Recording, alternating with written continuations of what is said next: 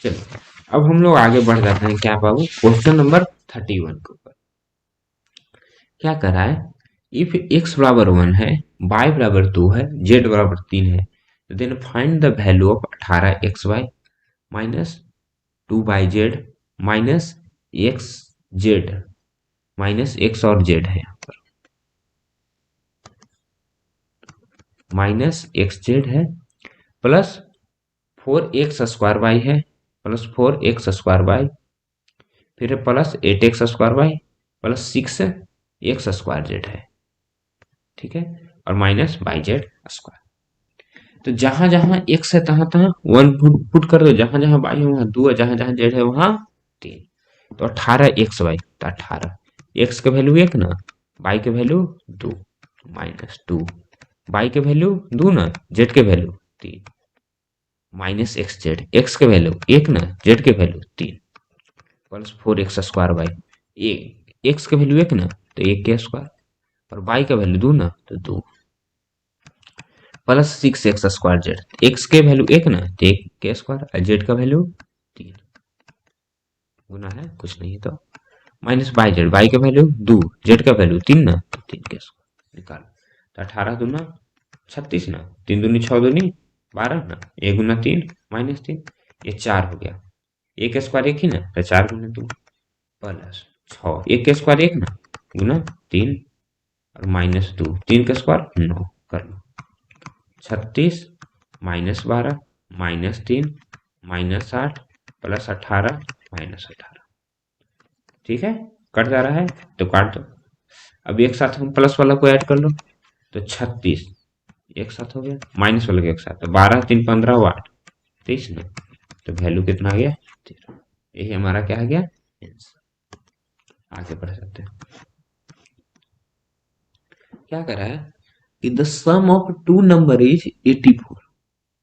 ठीक है, the sum of two number is 84, one of them exceeds the other by 5, find the number. कह रहा है कि the sum of two number का सम कितना है 84 है, जिसमें से एक जो है जो दूसरे से कितना ज्यादा है 5 ज्यादा है, नंबर पूछ रहा है।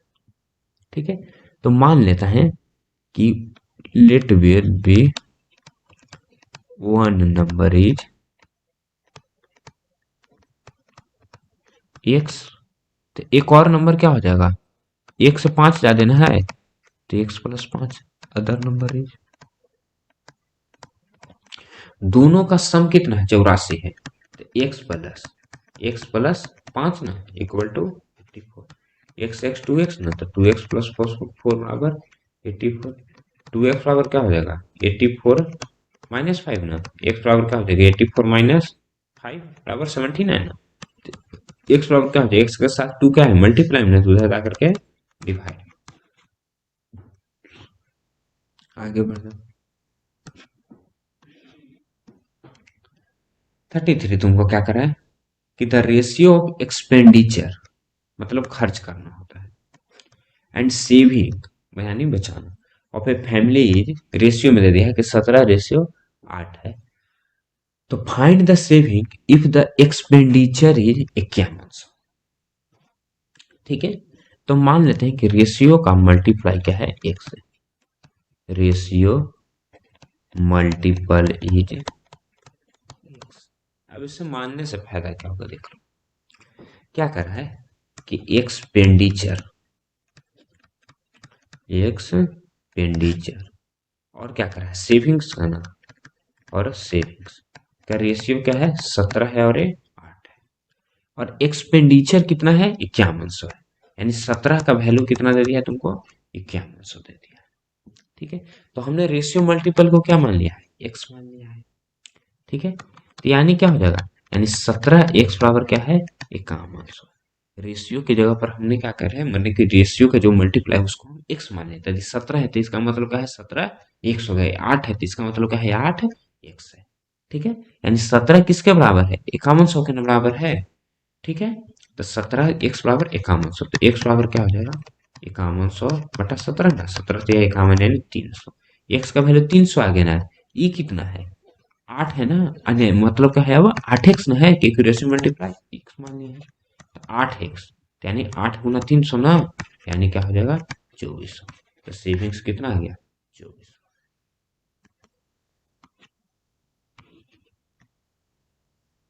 नेक्स्ट क्वेश्चन क्या करें कि 3, 5 और 15, 25 इन प्रपोर्शन। ठीक है, 3 और 5 और 15 और 25 प्रपोर्शन में है कि नहीं देख लेते हैं। 3:5 है। 15 और 5 को हम क्या ले सकते हैं, 15/25, तो 25 और 15, तो 3:5 नार है, तो प्रपोर्शन में है ना बाबू, प्रपोर्शन में। Find the mean proportion between B and D. ठीक है, मीन प्रपोर्शन क्या होगा, बी और डी के। तो इसका मीन प्रपोर्शन क्या हो जाता है, दोनों को मल्टीप्लाई करके रूट में ना, यानी बीटी स्क्वायर रूट। 36 पर आ जाए, क्या करा है, the cost of 50 chairs is equal to 3250। Find the number of chairs that can be purchased for 4875। ये सिंपल एक ही के नियम, ठीक है, 1 रूल जो होता है उसका क्वेश्चन है। तो ध्यान से देखना है, आराम से बन जाएगा। क्या करा कि 50 चेयर्स का कॉस्ट कितना है 3250। ठीक है, 50 चेयर्स का कॉस्ट है कितना है 3250। तो 1 चेयर का कॉस्ट कितना हो जाएगा बाबू, 3250/50। ठीक है, 5 से कट जाएगा, 5 से 30, यानी 65 रुपया एक चेयर का हो रहा है।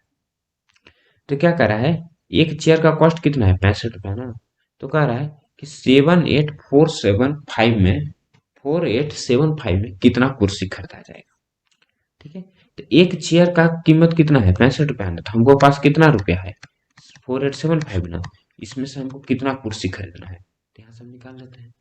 यानी अमाउंट हमारे पास इतना है ना, मान लिया जाए कि तुमको कहे कि 100 रुपये कुर्सी है और तुम्हारे पास 200 है, तो क्यों कुर्सी खरीदोगे, 2 कुर्सी न खरीदोगे, 100 रुपये कुर्सी बिक रहा है, 200 तुम्हारे पास रुपया है, तो तुम दुए को ना कुर्सी खरीदोगे, तो 2 को कहाँ से आया, 200 टोटल अमाउंट ना है, एक कुर्सी का कीमत से इसको भागा दे, दूसरी तरह से इसमें भी करें तो करता है, तो काट दो, कितना है 4875, और भागा किससे देना है 65 से ना, 6 एंड 5 से, तो 75 इसका आंसर। आगे बढ़ जाते हैं। कह रहा है कि in a party there were provision for 160 men for 30 days, but 400 men attended the party. How long did the provisions last?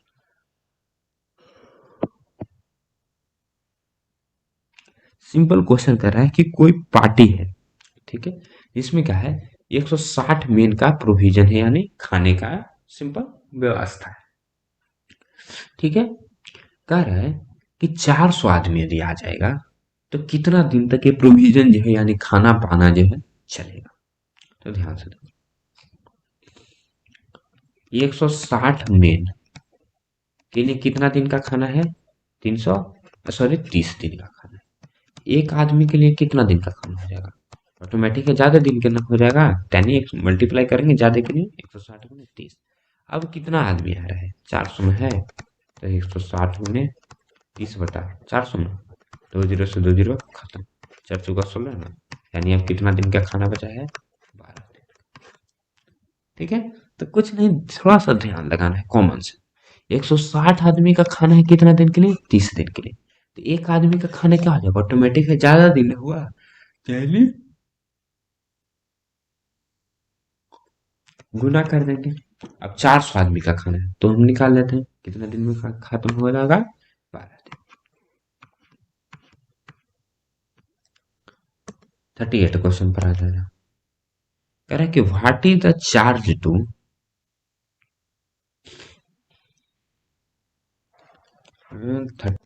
चलो, तो क्या करें कि what is the charge to carry 30 tons if charge to carry 120 tons is इतना। क्या करा है कि 30 टन ढोने का किराया कितना होगा जब 120 टन का किराया इतना है।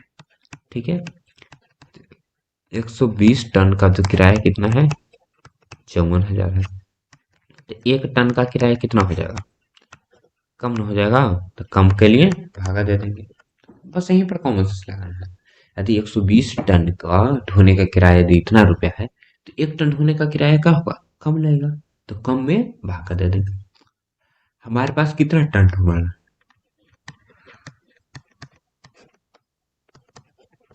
30 टन, तो 30 टन का हम निकाल लेते हैं, यानी गुना ना 10 से, तो 10 खत्म, यह 4 मतलब 4 से कटता है, कट जाना चाहिए। 540 न है, 1300 को बावन यानी 135, यानी ये हो जाएगा 1350, यानी 13,500 रुपया हो जाएगा। ठीक है, भागा देकर के इसे कैलकुलेशन देख लें। 38 के बाद 39 भागो, ठीक है। 39 छूट गया है, 39 का फिगर है, मैं यहाँ पर पार देता हूँ और बता देता हूँ।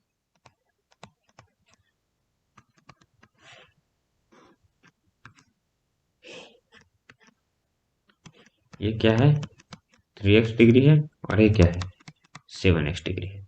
तुमसे x का वैल्यू पूछ रहा है, तो ध्यान से देखो, कोई भी लाइन पर टोटल कितना एंगल का कोण बनता है, 180 डिग्री का।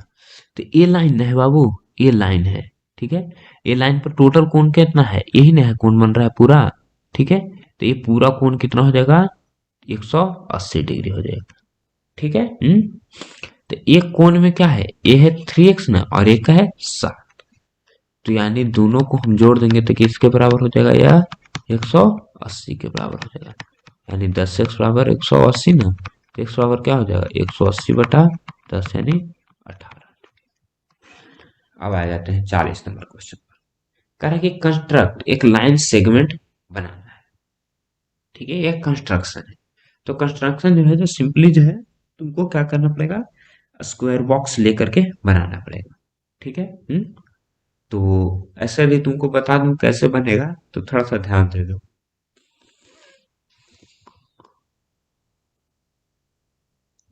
यदि समझ सकते हो तो समझो, नहीं समझोगे तो कोई बात नहीं, अलग से इसका एक वीडियो बना देंगे।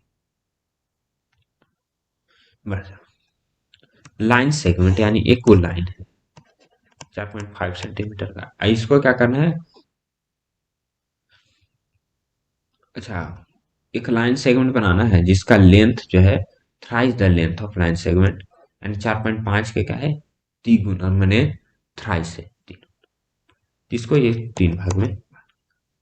तो सिंपल जब कंस्ट्रक्शन पढ़ाएंगे ना बाबू, तब इसमें तुमको क्लियरली बता।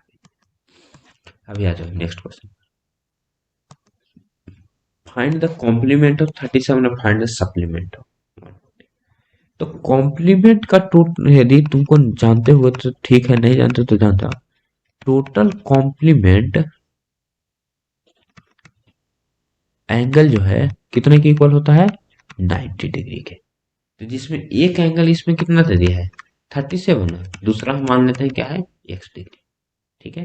तो दोनों को जोड़ देंगे तो किसके बराबर होना चाहिए, 90 के ना, x बराबर क्या हो जाएगा, 90 माइनस 37, यानी ये क्या हो जाएगा, 53 डिग्री।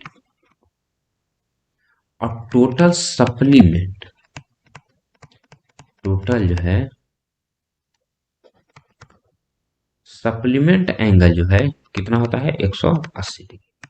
एक तो 140 दे दिया है, दूसरा मान लेते हैं x बराबर 180 ना, तो 180 में से 140 क्या था, नहीं खाली 40, ठीक है। आगे बढ़ते हैं, हाउ मेनी, क्वेश्चन नंबर 43 तुमको क्या कर रहा है बाबू, कि how many lines can you draw passing through 3 collinear point, यानी 3 गो बिंदु से होकर के, एक बिंदु, 2 बिंदु, 3 बिंदु, इससे होकर के तुम कितने लाइन खींच सकते हो, एक ही लाइन में खींच सकते हो बाबू, ठीक है। तो इसका आंसर क्या हो जाएगा, 1। क्या कर रहा है कि व्हाट डू मीन बाय कौन करंट लाइन, ठीक है, कौन करंट लाइन को तुम क्या कहते हैं, तो इसको लिख लेते हैं, कौन करंट लाइन हम किसको कहते हैं, तो इसको हम लिखेंगे तो क्या हो जाएगा, वेन, सॉरी 3 और मोर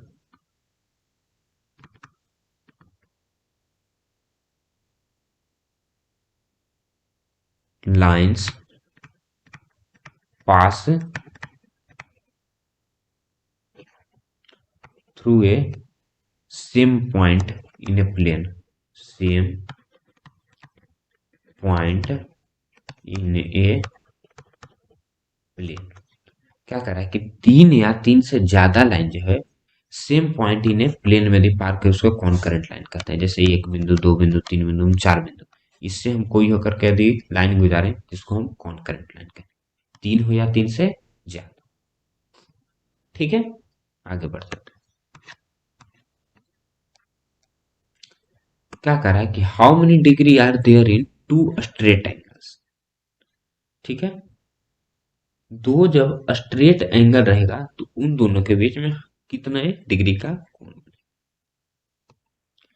क्वेश्चन नंबर 45 में जो है कह रहा है कि दो स्ट्रेट एंगल के बीच में कितने एंगल होगा। तो वन स्ट्रेट सॉरी तो एक स्ट्रेट एंगल के बीच में कितना कोण होता है। तो वन स्ट्रेट एंगल के बीच में कितना होता है 180 डिग्री। तो क्या कर रहा है टू स्ट्रेट ना, तो टू स्ट्रेट में कहा जाएगा दो गुना 180 यानी 360। कह रहा है कि इक्विलैटरल ट्रायंगल में ईच एंगल का मेजर कितना होता है। इक्विलैटरल ट्रायंगल में तीनों एंगल क्या होने चाहिए, इक्वल होने चाहिए। और जानते हो किसी ट्रायंगल के तीनों कोनों को जो ऐड हम करेंगे तो कितना होता है 180 ना, तो तीनों को ऐड कर दो 180, तो 3x हो जाएगा पावर 180, x पावर क्या हो जाएगा 180/3 ना, यानी 60 डिग्री। आगे बढ़ जाते हैं। क्या कर रहा है कि find the diameter of the circle if radius is 7.7 centimetre. तो डायमीटर क्या होता है, रेडियस का दो गुना होता है, यानी दो गुना, तो यानी क्या हो जाएगा 15.